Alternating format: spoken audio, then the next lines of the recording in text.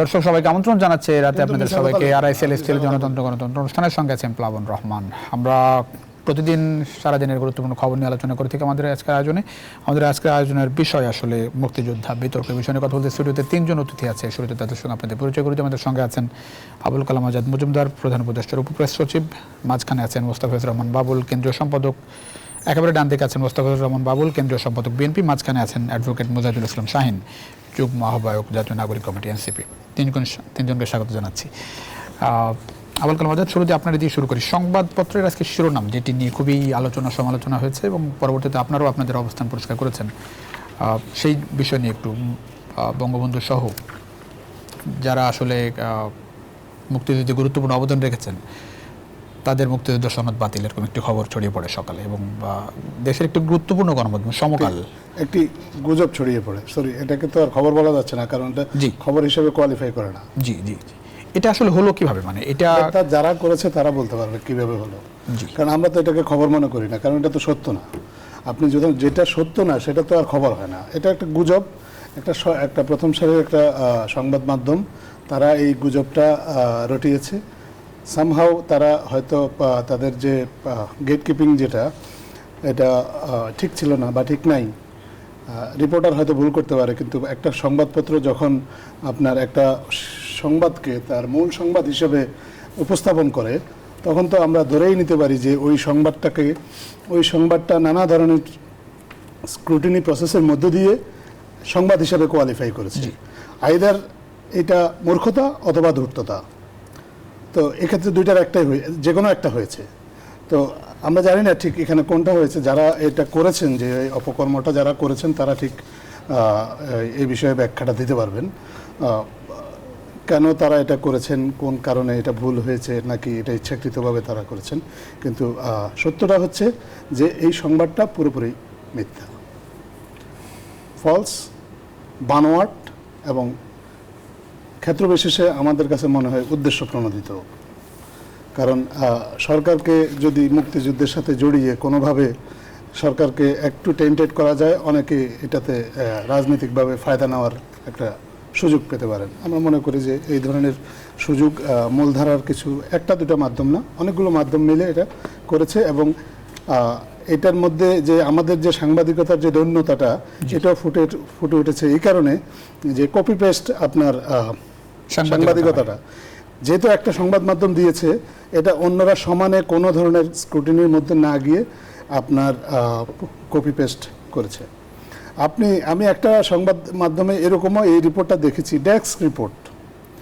আপনি বলেন যে যিনি বাংলাদেশের মুক্তিযুদ্ধের নেতৃত্ব দিয়েছেন বলে সবাই বলেন, তাকে মুক্তিযোদ্ধা হিসেবে সরকার তার মুক্তিযোদ্ধার স্বীকৃতি বাতিল করে দিয়েছে। এটা যদি ঘটনা হিসেবে সত্য হয়, তাহলে এটা কি ডেস্কের কারো কাজ রিপোর্ট করা? অবশ্যই না। এইটার সাথে তো পত্রিকার রিপোর্টার থেকে শুরু করে টপ ম্যানেজমেন্ট বা যে কোনো নিউজ চ্যানেলের টপ ম্যানেজমেন্ট তারা জড়িত থাকার কথা। তারা এটা নানা প্রসেসে স্ক্রুটিনি করবে। আপনার যদি যে অধ্যাদেশ জারি হয়েছে সেটা সবাই মিলে পড়বেন, পড়ে সেটার খুঁটিনাটি বিশ্লেষণ করবেন। তারপরে যদি কোনো কনফিউশন থাকে সংশ্লিষ্ট কর্মকর্তাদের সাথে কথা বলবেন। আমি 27 বছর সাংবাদিকতা করেছি, আমি যতটুকু বুঝি সাংবাদিকতাটা এভাবেই হয়। তো সেটা যদি না করে ডেস্ক রিপোর্ট এরকম একটা সংবাদ আপনি ছাপিয়ে দিলেন, কোনো ধরনের স্ক্রুটিনি করলেন না, just because someone else did it, আপনিও এটা করলেন, এটা তো কোনো সাংবাদিকতা হইতে পারে না আপনার। এবং এই ধরনের সাংবাদিকতার তো কোনো ডিফেন্স থাকতে পারে না। আমরা অপতথ্য নিয়ে আমরা ভারতীয় সংবাদ মাধ্যমকে প্রায় সমালোচনা করি। আজকে যেটা হয়েছে, বাংলাদেশের মূলধারার গণমাধ্যম রীতিমতো তথ্য সন্ত্রাস করেছে এবং এটা তো সরকারের ক্ষতি হয়েছে, জনগণ বিভ্রান্ত হয়েছে। আপনারা কি যেসব গণমাধ্যমে ধরেন রিপোর্টটা এসেছে সেসব গণমাধ্যমের সঙ্গে কথা বলেছেন বা কোনো কোয়ারি করেছেন, কেন কিভাবে? আমরা তো মনে করি যে আমরা সংবাদ মাধ্যমের স্বাধীনতার ব্যাপারে সবসময় উদার, আমাদের অন্তর্বর্তীকালীন সরকার, এবং আমরা সবসময় সমালোচনাকেও ওয়েলকাম করি। আমরা পাবলিকলি তাদের কাছে অ্যাপিল করেছি যে আপনাদের যে সংবাদটা ভুল হয়েছে, আপনারা ভুল সংশোধন করুন। ভুল সংশোধন করে আপনারা ঠিক যেই জায়গাটাতে সংবাদটা ছাপিয়েছেন সেখানে আপনারা সংশোধনী প্রকাশ করুন। কারণ আপনারা তো শুধু আমাদের সাথে যে আমাদের ক্ষতি করেছেন তা না, আপনারা তো আপনাদের পাঠকদেরকেও বিভ্রান্ত করেছেন, ভুল তথ্য দিয়েছেন। এই পাঠক কিন্তু পয়সা দিয়ে আপনার পত্রিকাটা কিনে, তো যে পাঠক পয়সা দিয়ে আপনার পত্রিকা কিনে তাকে যদি আপনি ভুল তথ্য দেন তাহলে তার সাথেও তো এটা এক ধরনের প্রতারণা। তো তার কাছেও তো আপনাকে ক্ষমা চাইতে হবে। শুধু যে সরকারকে আপনি ক্ষতিগ্রস্ত করলেন বিষয়টা তো তা না, এটা তো আপনার দর্শক, আপনার পাঠক, তাদের সাথেও প্রতারণা। সো তাদের কাছে আমরা পাবলিকলি বলেছি যে আপনারা একটু দয়া করে তাদের কাছে অ্যাপোলজি সিক করুন, এবং যেখানে আপনারা ভুল সংবাদটা ছাপিয়েছেন সেখানে আপনারা ভুলটা স্বীকার করে নিন। তো সেটা তারা যদি করে তো ভালো, আমরা এইটুকুতেই আপাতত সীমাবদ্ধ থাকতে চাই। আমরা মনে করি যে সংবাদ মাধ্যম অন্তত এই ঘটনা থেকে বড় এটা একটা সবাইয়ের জন্য একটা বড় শিক্ষাও বটে, যদি তারা শিক্ষা নিতে চায়। আর এটা যদি ইন্টেনশনাল হয় তাহলে তো আর শিক্ষার কোনো বিষয় নাই। ইন্টেনশনাল মনে হয় মাঝে মাঝে। আমি তো এটা তো আমি আসলে আমি এখানে জাজ করার মতো পজিশনে নেই। একটা গণমাধ্যম না, বেশ কয়েকটা গণমাধ্যম। না, আমার কাছে মনে হয়েছে যে, যদি আপনি বলেন যে, আমার কাছে মনে হয়েছে যে একটা দুটা গণমাধ্যম হয়তো ভুলটা করেছে বা ইচ্ছা করে ভুলটা ছড়িয়ে দিয়েছে, আর বাকিরা এটা শুধু জাস্ট কপি করেছে। একটা বিষয় কেউ বলছেন যে অধ্যাদেশে প্রথমে ভুল ছিল, সেটা ছড়িয়ে পড়ে তারপরে। না, অধ্যাদেশ তো দুইবার জারি হয় না, অধ্যাদেশ তো একবারে জারি হয়েছে। অধ্যাদেশটা মনোযোগ দিয়ে পড়ার ক্ষেত্রে কারো ভুল থাকতে পারে। এখন একটা অধ্যাদেশে আমলাতন্ত্রের ভাষা আপনি কেমন হয় আপনিও জানেন, আমিও জানি। এটা তো গেজেট ছিল, গেজেট। হ্যাঁ, ভাষা নিয়ে কারো কনফিউশন থাকতে পারে, কিন্তু ভাষা নিয়ে যদি কনফিউশন থাকে তাহলে তো কথা বলার সুযোগ আছে। আপনার কারো না কারোর সাথে তো কথা বলতে হবে, কথা বলে তো সেই কনফিউশনটা দূর করার সুযোগ আছে। জাস্ট একটা কাগজ আপনি পেলেন এবং সেটা দেখে কোনো রকম কোনো কথাবার্তা ছাড়া আপনার যেটা মনে হলো সেই রকম একটা কিছু আপনি দিয়ে দিলেন, এটা তো কোনো ধরনের সাংবাদিকতা হওয়ার কোনো কারণ দেখি না। অনেক ধন্যবাদ।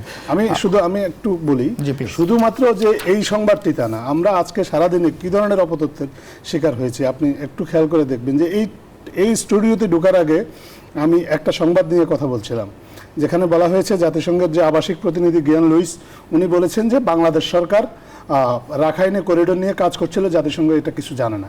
এরকম একটা সংবাদ আমরা দেখেছি প্রথম আলোর বরাত দিয়ে সব জায়গায় ছড়িয়ে পড়েছে। ডিডব্লিউ দিয়েছে। আমরা প্রথম আলোর সাথে কথা বলেছি, জাস্ট খালি বোঝার চেষ্টা করেছিলাম যে যেহেতু আমরা ওখানে ছিলাম না, উনি এ ধরনের কথা আসলে বলেছেন কিনা।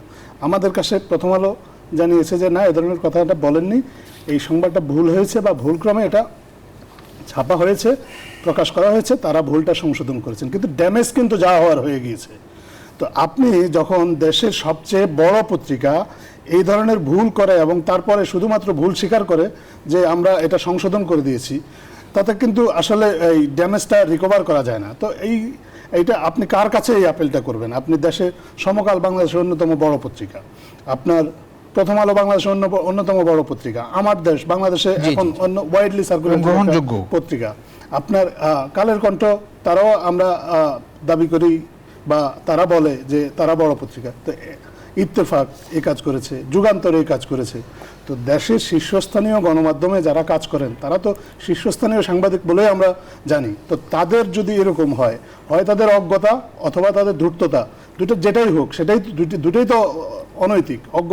যারা অজ্ঞ তাদের তো আসলে সাংবাদিকতায় নিয়ে থাকার সুযোগ নেই, কারণ তাকে তো কিছু পড়াশোনা করার সুযোগ আছে। আমরা মনে করি যে আজকে সারাদিন বাংলাদেশে মূলধারার গণমাধ্যম থেকে আমরা তথ্য সন্ত্রাসের শিকার হয়েছি, বাংলাদেশের অন্তর্বর্তীকালীন সরকার এবং বাংলাদেশের সাধারণ মানুষও, এবং আমরা মনে করি যে এগুলোর প্রতিকার হওয়া উচিত। জি, অনেক ধন্যবাদ মোজাদ্দেল ইসলাম শাহীন। এটাকে আপনি আসলে কিভাবে দেখেন? মানে ঘুম থেকে উঠেই একটা শিরোনাম এরকম যে বঙ্গবন্ধু সহ 4 শতাধিক নেতার মুক্তিযুদ্ধের স্বীকৃতি বাতিল, একটা মিস ইনফরমেশন, ডিসইনফরমেশন ছড়িয়ে পড়ে এবং তারপর আলটিমেটলি ব্যাখ্যা দিতে হয়েছে। প্রেস উইং থেকেও দেওয়া হচ্ছে, একই সঙ্গে উপদেষ্টাও ব্রিফ করেছেন মুক্তিযুদ্ধ বিষয়ক মন্ত্রণালয়ের উপদেষ্টা ফারুক আজম।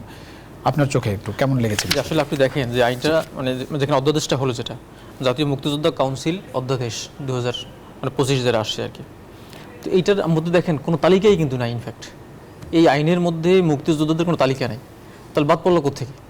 এটা একটা হাস্যকর বিষয়। আপনার হলো এখানে এই আইনের যেটা প্রিয়াম্বল আছে বা প্রস্তাবনা আছে এবং মুক্তিযোদ্ধা, বীর মুক্তিযোদ্ধা সংজ্ঞা আছে, এই দুইটা জায়গায় বলা হয়েছিল যে শেখ মুজিবুর রহমানের আহ্বানে সাড়া দিয়ে যারা মুক্তিযুদ্ধে অংশগ্রহণ করছেন, তো এই দুইটা জায়গায় শেখ মুজিবুর রহমানের নাম ছিল, এই দুইটা মানে নাম বাদ পড়ছে, এই দুই জায়গা থেকে তার নামটা বাদ পড়েছে। আপনি দেখেন এই আইনের মধ্যে স্পষ্ট করে এখন বলা আছে যে বীর মুক্তিযোদ্ধার সংজ্ঞা আগে ছিল শেখ মুজিবুর রহমানের আহ্বানে সাড়া দিয়ে যারা মুক্তিযুদ্ধে অংশগ্রহণ করেছে, এই কথাটা বাদ পড়ে এখানে এখন আসছে যে 1971 খ্রিস্টাব্দে 26শে মার্চ থেকে 16ই ডিসেম্বর পর্যন্ত এই সময়ে যারা দেশের অভ্যন্তরে গ্রামে গঞ্জে বিভিন্ন জায়গায় মুক্তিযুদ্ধ করেছেন, বিভিন্নভাবে সহযোগিতা করেছেন, সেই বিষয়টা এখানে আসছে। তো বীর মুক্তিযোদ্ধার সংজ্ঞায় একটা বড় ধরনের পরিবর্তন আসছে। কি পরিবর্তন আসছে? আগে মুক্তিযুদ্ধের সহযোগী বলতে কোনো টার্ম ছিল না। এই নতুন অধ্যাদেশে মুক্তিযুদ্ধের সহযোগীদেরকে একটা টার্মে নিয়ে আসছে আর কি। মানে এর আগের আইনে ছিল বীর মুক্তিযোদ্ধার সংজ্ঞায় ছিল যারা বিদেশে বসে কাজ করেছে, যারা হলো এই যে আপনার ন্যাশনাল অ্যাসেম্বলি মানে এমএনএ এমপিএ ছিল, এরপর কনস্টিটিউয়েন্ট অ্যাসেম্বলিতে যারা আসছে, এই ধরনের যারা সদস্য ছিলেন এদেরকেও মুক্তিযোদ্ধা হিসেবে স্বীকৃতি দিয়েছিল। মুজিব বাহিনী মানে এরা মুক্তিযোদ্ধা হিসেবে মানে বিবেচিত হবে। কিন্তু এই নতুন আইনে এসে এদেরকে সহযোগী করে ফেলা হয়েছে। তো এখানে একটা বড় ধরনের চেঞ্জ আসছে হলো মুক্তিযোদ্ধার সংজ্ঞায়। এই বিষয়টা কিন্তু কেউ চিত্রায়িত করেনি, কিন্তু এটা মিস ইনফরমেশন সব জায়গায় ছড়িয়ে দেওয়া হলো যে তার নাম বাদ পড়েছে। এবার আপনি দেখেন এখানে খুবই গুরুত্ব সহকারে বলা আছে যে মুক্তিযোদ্ধার সংজ্ঞার মধ্যে কারা কারা থাকবেন। তার মধ্যে আছেন বাংলাদেশ সরকার, মুজিবনগর সরকার। এই মুজিবনগর সরকারে কিন্তু শেখ মুজিবুর রহমান ছিলেন, তার নাম ছিলেন রাষ্ট্রপতি হিসাবে। তো তাহলে তার নাম বাদ পড়ল কীভাবে? তো বীর মুক্তিযোদ্ধার সংজ্ঞার মধ্যে তার নাম কিন্তু অটোমেটিক চলে আসে। এখানে একটা জিনিস বাদ পড়েছে, সেটা হলো মুজিব বাহিনী ছিল একটা, বিএলএ বা বিএলএফ ছিল। তো এটা বাদ পড়েছে। এখন নতুন করে যোগ হয়েছে নৌ কমান্ডো কিলো ফোর্স, এটা আগে ছিল না। এরপরে মুক্তিযুদ্ধের সহযোগী হিসাবে যারা এখানে অ্যাড হয়েছে, এখানে চারটা ক্যাটাগরিতে অ্যাড হয়েছে ক খ গ ঘতে। সেখানে ছিল আপনার মুক্তিযুদ্ধের জন্য যারা সক্রিয় ভূমিকা পালন করছে বিভিন্ন দূতাবাসে, বিভিন্ন জায়গায়।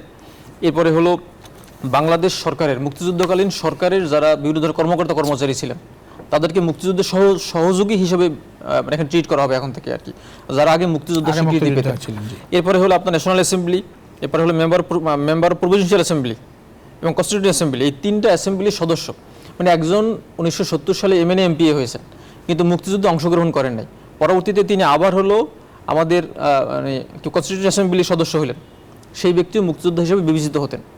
কিন্তু বর্তমান আইনে খুব সুস্পষ্ট করে সুন্দরভাবে তাদেরকে মুক্তিযুদ্ধের সহযোগী হিসাবে কিন্তু মানে করা হয়, ট্রিট করা হয়েছে, যেটা আগের আইনে তাদেরকে মুক্তিযোদ্ধা হিসেবে মানে বিবেচনা করা হতো। এই জন্য এই আইনটা খুবই প্রাসঙ্গিক আইন হয়েছে। চারটা ক্যাটাগরিতে যারা মুক্তিযোদ্ধা না এদেরকে সহযোগী হিসাবে ট্রিট করা হয়েছে। এবং হলো যে আপনি দেখবেন স্বাধীন বাংলা বেতার কেন্দ্রের শিল্পকলা কুশলী এদেরকে আগে মুক্তিযোদ্ধা বলা হতো, বাট বর্তমান আইন অনুযায়ী এদেরকে এখন সহযোগী বলা হবে আর কি, মুক্তিযুদ্ধের সহযোগী বলা হচ্ছে। এই আইনের মধ্যে মূলত এই দুইটা ডেফিনেশন এটা কি সংজ্ঞায়িত করা হয়েছে। তাহলে এই যে গণমাধ্যমে যেটা আসলো মিথ্যা তথ্য, এটা কোথেকে আসলো? এটা মিথ্যা তথ্য কেউ ইন্টেনশনালি সরকারকে হেয় প্রতিপন্ন করার জন্য, জনগণকে মানে প্রতারিত করার জন্য, এটা মানে একটা ফ্রডুলেন্ট অ্যাক্ট হবে এটা আর কি, প্রতারিত করার জন্য এভাবে একটা অপতথ্য ছড়িয়েছে আর কি। আসলে আইনের মধ্যে কোথাও শেখ মুজিবুর রহমান মুক্তিযোদ্ধা ছিলেন এবং তিনি এখন নাই, এভাবে কিছুই বলা হয়নি। তো সুতরাং আমরা মনে করি আজকে যারা এই তথ্যগুলো ছড়িয়েছেন তারা এই সরকারকে ড্যামেজ করার জন্য তাদের মানে মর্যাদা বা তাদের কি বলে মানে অবস্থান, এই তথ্যগুলো ছড়িয়েছেন আর কি, আমরা মনে করি আর কি। অনেক ধন্যবাদ মোস্তাফিজুর রহমান বাবুল। একটু এই যে নিয়ে আলোচনা, আপনার একটু প্রতিক্রিয়া জানতে চাই। বিষয়টা হচ্ছে আমার কাছে মনে হচ্ছে যে একটা নতুন ইস্যু তৈরি করা হলো আর কি, এবং আপনার প্রতিনিয়তই আপনার নতুন নতুন ইস্যু আমাদের সামনে আসছে। তৈরি করা হলো বলছেন কেন, মানে কারা করলো, কেউ ইন্টেনশনালি? এই যে ধরেন যে আপনার জাতীয় মুক্তিযোদ্ধা আপনার কাউন্সিল অধ্যাদেশ যেটা আপনার জারি করা হলো, জি,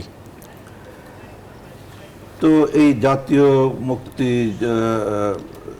যোদ্ধা কাউন্সিল অধ্যাদেশ জারি করবার আগে আপনার এটা আপনার সকলের সাথে আপনার আলাপ আলোচনা মানে মানে করা হয়েছে কিনা।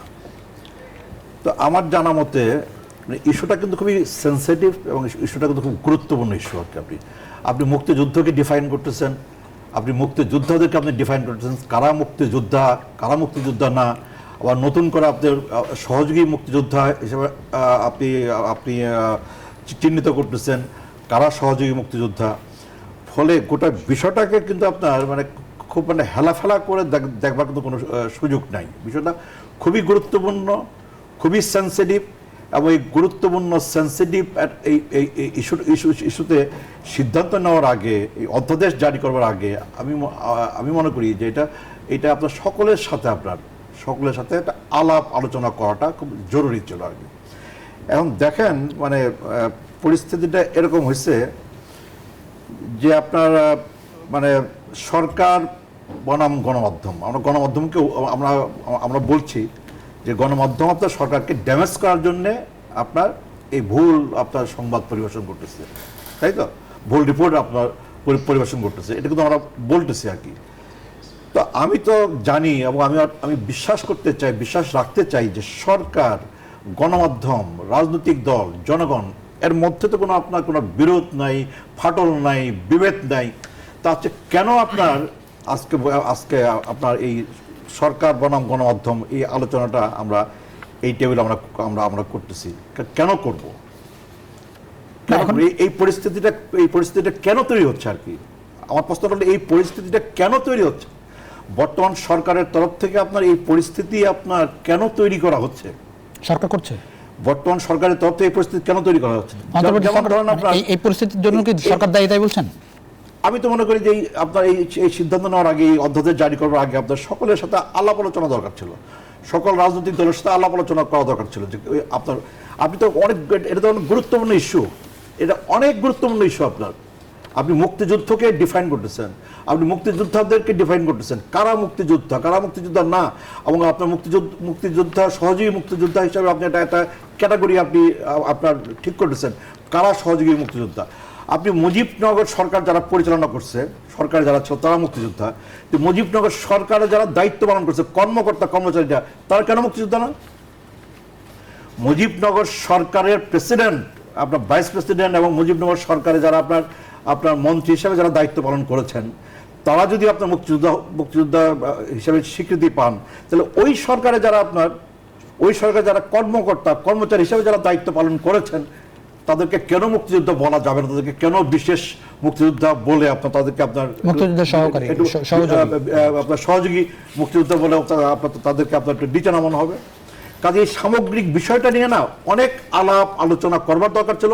সামগ্রিক বিষয়টা নিয়ে আমার মনে হয় যে সকলের সাথে আলাপ আলোচনা করে আপনার এই জায়গাটাতে আপনার একটা সিদ্ধান্তে আসতে পারলে আমার ধারণা ভালো হইতো এবং এই বিতর্ক তৈরি হতো না। আর আমি আপনার মূল কথাটা হচ্ছে এই যে আপনার গণমাধ্যম বনাম সরকার, আপনার সরকার বনাম আপনার রাজনৈতিক দল, এই জায়গাতে তো আমি আপনার বিরোধ করতে আমি রাজি না, আমি তো পাল্টাপাল্টি করতে রাজি না। আজকে তো এই টেবিলে বসে আমি গণমাধ্যমকে অভিযুক্ত করতেছি না, কিন্তু এরকম একটা সেনসিটিভ ইস্যুতে যখন মিথ্যা তথ্য, প্রথম আলোকে অভিযুক্ত করতেছি, আমি আপনার কালেকণ্ঠকে অভিযুক্ত করতেছি, কিন্তু সমকাল, প্রথম আলো, কালেকণ্ঠ, এই যে সব আমার দেশ, এই যে গণমাধ্যম, এই গণমাধ্যম কি আমার প্রতিপক্ষ?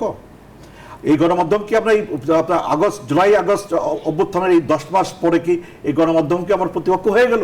আমি কি এদেরকে প্রতিপক্ষ মনে করতেছি? আমাদের আলাপ আলোচনা তো তাই মনে হচ্ছে যে এরা আমাদের প্রতিপক্ষ হয়ে গেছে কি, বাট আমি এদেরকে প্রতিপক্ষ আমি বলতে চাই না, প্রতিপক্ষ আমি বানাতে চাই না। কথা খুব পরিষ্কার। জি, বিষয়টা হচ্ছে মিথ্যা তথ্যটা আসলো কিভাবে সেটা একটু বড় বিষয়। আমরা একটা ছোট বিরতির বার ফিরছি। দর্শক, ছোট বিরতির সময় হচ্ছে আরআইএসএল স্টিল জনতন্ত্র গণতন্ত্রে ফিরছি কিছুক্ষণের মধ্যেই, আশা করি সঙ্গে পাচ্ছি আপনাদের বিরতির পর। দর্শক, আবারও স্বাগত। জনতন্ত্র গণতন্ত্রের সঙ্গে আছেন প্লাবন রহমান। আমরা কথা বলছিলাম মুক্তিযুদ্ধ বিতর্ক নিয়ে। আমাদের সঙ্গে আছেন তিনজন অতিথি: আবুল কালাম আজাদ মজুমদার, মোস্তাফিজুর রহমান বাবুল, একই সঙ্গে আছেন অ্যাডভোকেট মুজাহিদুল ইসলাম শাহিন। আবুল কালাম আজাদ মজুমদার, যেটি বিরতির আগে বলছিলেন মোস্তাফিজুর রহমান বাবুল, যে এরকম একটি সেন্সিটিভ ইস্যুতে মানে আলোচনা হয় না, সেটি দরকার ছিল বলে মনে করেন কিনা? আলোচনা হয় না এটা ঠিক না, অবশ্যই আলোচনা হয়েছে। যাদের সাথে সরকার আলোচনা করার প্রয়োজন মনে করেছে তাদের সাথে আলোচনা করেছে। এখানে সব আলোচনা যে একেবারে আনুষ্ঠানিকভাবে নিমন্ত্রণ দিয়ে করতে হবে তা না। এখানে অনেক স্টেক হোল্ডারের সাথে ফর্মাল ইনফর্মাল ওয়েতে আলোচনা হতে পারে, উপদেষ্টা পরিষদের মধ্যে নিজেদের মধ্যে আলোচনা হতে পারে। আলোচনা ছাড়া কোনো অধ্যাদেশ বা এই ধরনের কোনো সিদ্ধান্ত আসে না, এগুলো আলাপ আলোচনার মধ্য দিয়েই আসে। আরেকটু প্রশ্ন, ধরেন আমার নিজেরই, ধরেন এতগুলো গণমাধ্যম একসাথে একই ভুল কেন করলো বলে? সেটা তো এই প্রশ্ন আপনার গণমাধ্যমগুলোকে করতে হবে, আমাকে না। I am not the right person to answer this question. Okay. Shahin ভাই, একটু জানতে চাই যে মানে এটার মাধ্যমে মানে কোনো রাজনৈতিক গোষ্ঠী ফায়দা লোটার চেষ্টা বলে মনে হয়? আমার মনে হয় এখানে যে আইনটা করা হয়েছে এখানে বিশেষ কোনো পরিবর্তন হয় নাই, কয়েকটা ওয়ার্ড লাইন বাদ দেওয়া হয়েছে এবং কিছু সংযুক্ত হয়েছে। তো যেটা সংযুক্ত হয়েছে এটা মৌলিক কোনো সংযুক্তি না। দ্বিতীয় বিষয় হলো, আগের আইনে স্পষ্ট করে বীর মুক্তিযোদ্ধার সংজ্ঞায় বলা আছে যে জাতির পিতা বঙ্গবন্ধু শেখ মুজিবুর রহমান কর্তৃক স্বাধীনতার ঘোষণায় সাড়া দিয়ে। তো এখানে আমরা দেখি কিন্তু স্বাধীনতার ঘোষক কে? আসলে স্বাধীনতার ঘোষক বিএনপি বা অন্যান্য অনেকেই দাবি করেন যে শহীদ প্রেসিডেন্ট জিয়াউর রহমান। আবার এখানে যদি আইনের মধ্যে বলে দেওয়া থাকে শেখ মুজিবুর রহমান, তো এটা তো সাংঘর্ষিক হয়ে যায়। কিন্তু আমরা তো জানি যে শহীদ প্রেসিডেন্ট জিয়াউর রহমানই স্বাধীনতার ঘোষণা করছেন সর্বপ্রথম। তো সেখানে এই আইন সংশোধনের ফলে আমার মনে হয় যে বিএনপি বেশিরভাগ লাভবান হয়েছে তাদের দিক থেকে যদি চিন্তা করি, যদি রাজনৈতিকভাবে বিবেচনা করি আর কি। তো এখানে দুইটা জায়গায়, একটা হলো এই আইনের যেখানে প্রস্তাবনা ছিল সেখানে শেখ মুজিবুর রহমানের নাম ছিল, তিনি ঘোষণা করছেন এবং তার আহ্বানে সবাই সাড়া দিয়েছেন, এবং সেকেন্ড হলো বীর মুক্তিযোদ্ধার সংজ্ঞায়, এখানেও একই কথাই বলা আছে। তো এই আইন অধ্যাদেশের মধ্যে এই নাম বা তার আহ্বানের বিষয়টা বাদ পড়েছে। মৌলিকভাবে এখানে তেমন কোনো অ্যাডও হয় নাই, বাদও পড়ে নাই। শুধুমাত্র আমি আগেই বলেছিলাম যেটা, যে মুক্তিযোদ্ধা এবং সহযোগী মুক্তিযোদ্ধা এই দুইটা টার্ম মানে এখন মানে এখানে অ্যাড হয়েছে আর কি, যে সহযোগী মুক্তিযোদ্ধা আগে ছিল না, এটা এখন আসছে, এবং এটা আসলে হওয়াই উচিত, কারণ সবার তো পারফরমেন্স একরকম ছিল না। আপনি একজন হলো মাঠে গিয়ে যুদ্ধ করেছেন, তিনি শত্রুর মুখোমুখি ছিলেন, আর একজন মানে বিদেশে বসে আরামায়েশ করছেন, তারা তো এক ইসে কিংবা কাতারে মানে পড়তে পারেন না আর কি, এটা একটা বিষয়। সেকেন্ড আরেকটা বিষয় আমি বলতে চাই, জি, কিছুদিন আগে হলো এই যে ডিজিটাল সিকিউরিটি অ্যাক্ট, সাইবার মানে সিকিউরিটি অ্যাক্ট বাতিল হয়ে গেছে, ওই সময় দেখা যাচ্ছে সাংবাদিকদের বিরুদ্ধে এইসব কারণে অনেক মামলা হতো। তো এইটা একদিক থেকে গুরুত্বপূর্ণ বিষয় যে সাংবাদিকদের বিরুদ্ধে যেন হয়রানি না হয়, কিন্তু আজকে এসে আমরা দেখতেছি যে এই ধরনের যে মিস ইনফরমেশন যেটা ছড়ানো হলো এবং সারা দেশ তোলপাড় হয়ে গেছে, তাহলে এর বিরুদ্ধে কি ব্যবস্থা নেওয়া যায়? এখানে আজাদ ভাই বলছিলেন যে কি বলে, এখানে প্রেস কাউন্সিল আইন আছে। জি জি, প্রেস কাউন্সিল আইনে এই ধরনের সংবাদ পরিবেশনের ক্ষেত্রে শুধুমাত্র তিরস্কারের একটা বিষয় আছে, এটা ওয়ার্নিংয়ের বিষয় আছে, এখানে অ্যাডমনিশনের বিষয় আছে, আদারওয়াইজ তেমন কোনো এখানে গুরুত্বপূর্ণ শাস্তির বিধান নাই। আমি মনে করি এইটা যারা স্টেক হোল্ডার আছেন তারা এটা বিচার বিবেচনা করে যে পরিকল্পিতভাবে সুনির্দিষ্ট যদি কোনো তথ্যকে বিকৃত করা হয় বা অপতথ্য ছড়ানো হয়, সেক্ষেত্রে কি পানিশমেন্ট হতে পারে, এটা মনে হয় নতুন করে ভাবনার এখন সময় এসেছে আর কি। কারণ তা না হলে এই অপতথ্য ছড়ানোর মাধ্যমে একটা সরকারকে বা একটা বিশেষ ব্যক্তিকে, গোষ্ঠীকে কিন্তু মানে মেলাইন করে দেওয়া যায়, তাদেরকে কিন্তু একদম হেয় প্রতিপন্ন করে দেওয়া যায়। তো এই হেয় প্রতিপন্ন বা একটা অস্থিতিশীল পরিবেশ তৈরি যেন না হয়, সেটার জন্য সুনির্দিষ্ট আইন প্রণয়ন করা উচিত, অথবা জবাবদিহিদের আওতায় আনা উচিত, যে যারা এই ধরনের যে ব্যক্তি বা সংশ্লিষ্ট যারা থাকবে, যারা এই ধরনের কাজ করবে, তাদের জন্য যেন বিশেষ ব্যবস্থা নেওয়ার সুযোগ থাকে, এবং সেটা অবশ্যই তদন্ত করে হতে হবে, যেন হঠাৎ করে কিছু যেন না হয়ে যায়। অনেক ধন্যবাদ মুস্তাফিজুর রহমান বাবুল। একটু স্বাধীনতার পর থেকে আমরা আসলে আমাদের মুক্তিযুদ্ধ নিয়ে বিতর্ক আছে, নানা রকম বিতর্ক আছে, মুক্তিযুদ্ধের ঘোষক, মুক্তিযোদ্ধা, এবং এই বিগত সরকার ক্ষমতা থাকার পরে প্রচুর ভুয়া মুক্তিযুদ্ধের বিষয়ও সামনে এসেছে, প্রচুর রিপোর্ট হয়েছে। এখনও আমরা আসলে মুক্তিযুদ্ধের বিতর্ক নিয়েও কথা বলছি, বিতর্ক কাটবে কবে বলে মনে হয়? না, এই বিতর্কের কিন্তু একটা চির অবসান হওয়া উচিত, জি, তাই না? আমাদের স্বাধীনতা সংগ্রামের কিন্তু একটা দীর্ঘ ইতিহাস আছে।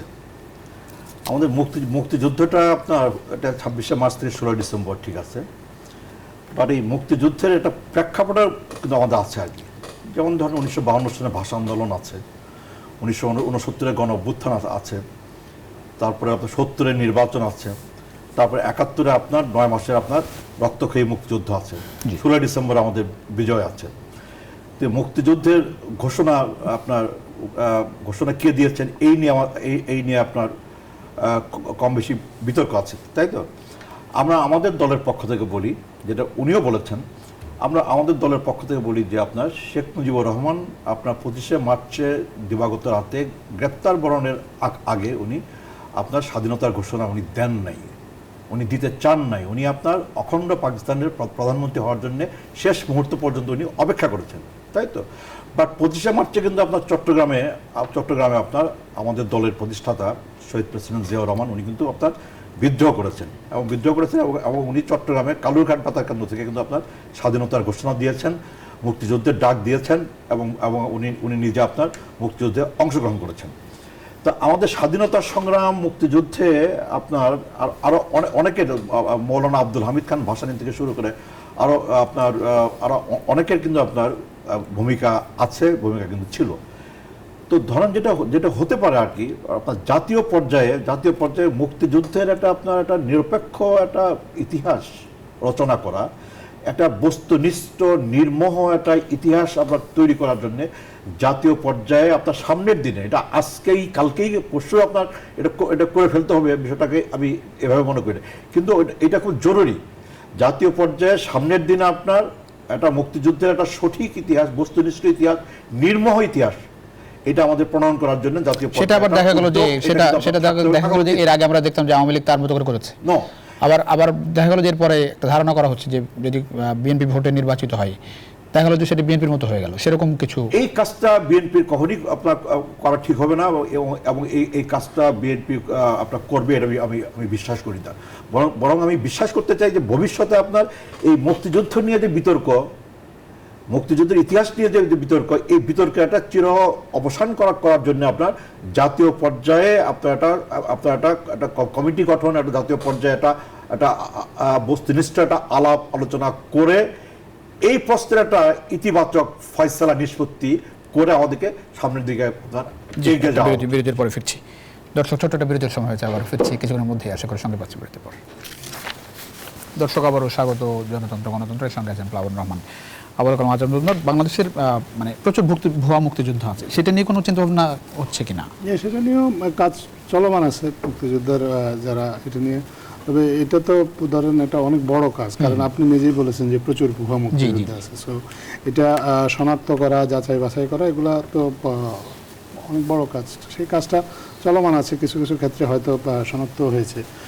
যদি একটা ব্যাপক সংখ্যায় যদি এরকম শনাক্ত করা যায়, হয়তো আমরা আপনাদেরকে আনুষ্ঠানিকভাবেও সেটা জানাতে পারি। কিন্তু আমি বলতে পারি যে এটা নিয়ে কাজ হচ্ছে, আমাদের মুক্তিযোদ্ধা মন্ত্রণালয়ে যারা আছেন দায়িত্বপ্রাপ্ত তারা এই বিষয়গুলোও দেখছেন। গণমাধ্যমে ভুল রিপোর্ট হলে এরকম যদি সামনে হয়, সেক্ষেত্রে আপনি আজকে ব্রিফ করেছেন যে ব্যবস্থা নেওয়া হবে, কি ধরনের ব্যবস্থা আসবে? এটা তো ধরেন আপনি একটু আগে আমার ভাই এখানে প্রেস কাউন্সিল অ্যাক্টের কথা বলেছেন, যে সেখানে শাস্তির ব্যবস্থা হচ্ছে মৃদু তিরস্কার। আমি মনে করি যে সাংবাদিকতা একটা সম্মানী লোকের পেশা, এখানে যারা কাজ করেন তাদের জন্য মৃদু তিরস্কার অনেক বড় শাস্তি। আমরা প্রেস কাউন্সিলে যেতে পারি, সেখানে যদি প্রেস কাউন্সিল বলে যে হ্যাঁ তুমি এটা ভুল করেছো, এবং তারা যদি প্রেস কাউন্সিলকে তিরস্কার করে, সেটাই আমরা মনে করি যে এটাই একটা গণমাধ্যমের জন্য, যেহেতু এটা অনেক সম্মানী লোকের পেশা, এটা আমরা মনে করি যে এটাই অনেক বড় শাস্তি। মানুষকে একেবারে জেল দিলে বা তাকে ফাঁসি দিয়ে দিলে তার শাস্তি হয় তা না, কারো কারো ক্ষেত্রে এই মৃদু তিরস্কার অনেক বড় শাস্তি। এটা একটা বিষয় আছে। এটা সরকার চাইতে পারে প্রেস কাউন্সিলে, আপনার কারো যদি মানহানি হয় বা কেউ যদি ব্যক্তিগতভাবে ক্ষতিগ্রস্ত হয়, দেশে আরও অন্যান্য অনেক আইন আছে, তাহলে সেসব আইনেও তারা প্রতিকার চাইতে পারে। আসলে এটা আইনি সুরক্ষা পাওয়ার অধিকার তো সবারই আছে, সেটা একজন সাংবাদিকের যেমন আছে, একজন সাধারণ নাগরিকেরও আছে, একজন সরকারেরও আছে। তো সেটা আসলে কী ধরনের ভুলের মাত্রা এবং তার প্রভাব, এগুলোর উপরে নির্ভর করবে আসলে কী ধরনের প্রতিকার সরকার চাইবে। বা ছোট্ট প্রশ্ন, একেবারেই ছোট্ট করে উত্তর চাই। সেটা হচ্ছে যে ধরেন বিতর্ক তো আমাদের মুক্তিযুদ্ধ নিয়ে পিছু ছাড়ে না, এই ঘটনার মধ্যে থেকে বিতর্ক বাড়লো না কমলো মনে হয়? এটা যারা বিতর্ক তৈরি করেছে তাদের এই প্রশ্নের জবাব দেওয়া উচিত। সরকার কোনো বিতর্ক তৈরি করে নাই, সরকার বরঞ্চ পুরনো বিতর্ক যাতে না থাকে সেটার চেষ্টা করেছে। জি, অনেক ধন্যবাদ। শাহিন ভাই, মানে বাবুল ভাই যেটি বলছিল যে নির্মোহ একটা ইতিহাস লেখা উচিত, সেটা সম্ভব আদৌ? বাংলাদেশে আমাদের যে ঐক্যের যে বাস্তবতা দেখেন, বিশেষ করে রাজনৈতিক দলগুলোর মধ্যে যে বাংলাদেশের রাজনীতি করেন, এটা সহজ বলে মনে হয় মুক্তিযুদ্ধের? এটা আসলে খুবই দুরূহ একটা ব্যাপার। আজকে প্রায় 47 বছর পরে আমরা আসলাম। আপনি দেখবেন যে আওয়ামী লীগের সময় 53 বছর, হ্যাঁ 53 বছর, তো আপনি দেখবেন আওয়ামী লীগের সময় কিন্তু একটা রাজাকারের একটা গেজেট বের হয়েছিল, মনে আছে কিনা আপনাদের? রাজাকার বা স্বাধীনতা বিরোধী। তো সেইটা করার পরে দেখা গেল যে যুদ্ধাপরাধ ট্রাইব্যুনাল যেটা আছে, বাহ্য অপরাধ ট্রাইব্যুনাল, এই ট্রাইব্যুনালের যিনি চিফ প্রসিকিউটর ছিলেন গোলাম আরিফ টিপু, তার নামও রাজাকার হিসেবে অন্তর্ভুক্ত ছিল। এবং আমার ধারণা হয়তো আমরা ছিল কিনা আমি জানি না। তো এই যে আপনার দেখবেন রাজাকারের যে তালিকা তৈরি হয়েছে, পরবর্তীতে গভর্নমেন্ট কিন্তু যখন দেখা গেল যে আওয়ামী লীগের যারা লোকজনই এখানে বেশি আছে, তখন তারা এটা বাতিল করলেন। আবার এখন ভুয়া মুক্তিযোদ্ধা যদি তালিকা করা হয়, আপনি দেখবেন যে প্রচুর ভুয়া মুক্তিযোদ্ধা আছে। যেমন বিশেষ করে একটা কথা বলি যে আমাদের সুপ্রিম কোর্টের মানে অ্যাডভোকেট ছিলেন সমা রেজাউল করিম, সাবেক মন্ত্রী, তিনিও এখন মুক্তিযোদ্ধা হয়ে গেছেন। তার বয়স ছিল 8 না 9 বছর মুক্তিযুদ্ধের সময়। তো এই ধরনের অনেক গুরুত্বপূর্ণ ব্যক্তিরা ভুয়া মুক্তিযোদ্ধা তালিকায় তারা এখনও আছেন আর কি। আপনি দেখবেন যে অনেকগুলো সচিব কিন্তু ভুয়া মুক্তিযোদ্ধার সার্টিফিকেট নিয়ে তাদের বয়স বাড়িয়ে তারা চাকরি করেছিলেন। তো এইরকম আপনি দেখবেন যে বিভিন্ন সময় মুক্তিযোদ্ধা সার্টিফিকেট নেওয়া হয়েছে। একটা ইন্টারেস্টিং ঘটনা হলো, আমার নানা, আপন নানা, তিনি একজন মুক্তিযোদ্ধা ছিলেন, লাল মুক্তির বার্তায় তার নাম ছিল, এবং তিনি গেজেটেড ছিলেন, তিনি মুক্তিযোদ্ধা ভাতা পেতেন।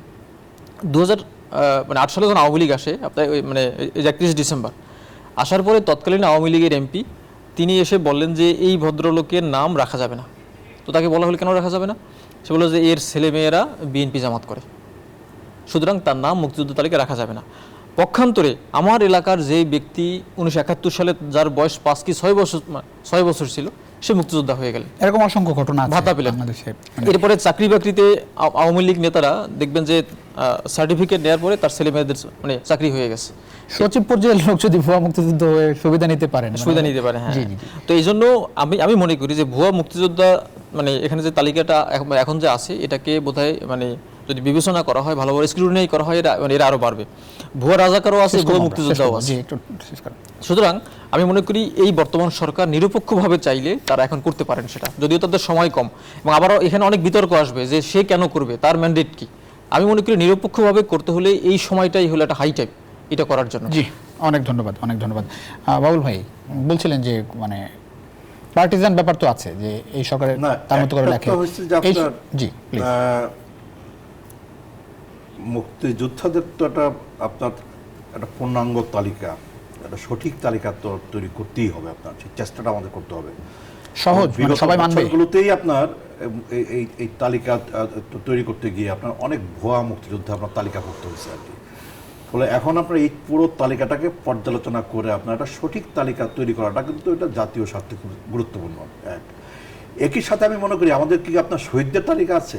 ৭১-এর মুক্তিযুদ্ধে যারা শহীদের মৃত্যুবরণ করছেন সেই তালিকা কি আমাদের আছে? সেই তালিকাও কিন্তু আমাদের নাই। আমি মনে করি আপনারাও তো ক্ষমতায় ছিলেন, সে আমি সময়ও মনে তো করি হয় নাই। আমরা করি নেই, কেউ করে নাই। জি। আমি মনে করি যে সামনের দিনে আপনার ৭১-এর মুক্তিযুদ্ধে আপনার সকল আপনার শহীদের একটা তালিকাটা, শহীদের একটা পূর্ণাঙ্গ তালিকা তৈরি করা জাতীয় স্বার্থে খুব আপনার জরুরি। আর যে আলোচনাটা আপনি করতেছেন যে আপনার ইতিহাস রচনা করা আর কি, মানে না, আমরা ইতিহাস বললাম যে তৈরি করা, আমাদের যে ইতিহাস দাঁড় করানো। আমাদের যে ঐক্যের বাস্তবতা, সেই জায়গায় সর্বজন গ্রহণযোগ্য হবে কিনা সামনে আপনি যে কাজের কথা বলছেন, আপনার সেই জায়গাতে আমাদের আপনার পৌঁছতে হবে আপনার জুলাই আগস্টের আপনার অভ্যুত্থানের পরে আপনার এই অভ্যুত্থানের যে আপনার যে স্পিডটা, এই স্পিডটা কিন্তু আপনি ধারণ করেন, তাহলে আমি মনে করি যে এই স্পিডটাকে ধারণ করে আমরা যারা রাজনৈতিক দল যারা আছি, যারা গণমাধ্যমে যারা আপনারা কাজ করেন, আমাদের পেশাজীবী যারা আছে, আপনার আমার মনে হয় যে আমাদের সকলের মধ্যেই আপনার একটা ঐক্য এবং সমঝোতার জায়গাটা জুলাই আগস্টের স্পিড, ৭১-এর মুক্তিযুদ্ধের স্পিড, সেই সাথে আপনার ৯০-এর ছাত্রগণ অভ্যুত্থানের স্পিড, সেই সাথে আপনার বড় হলো আপনার ২৪-এর জুলাই আগস্টের স্পিড।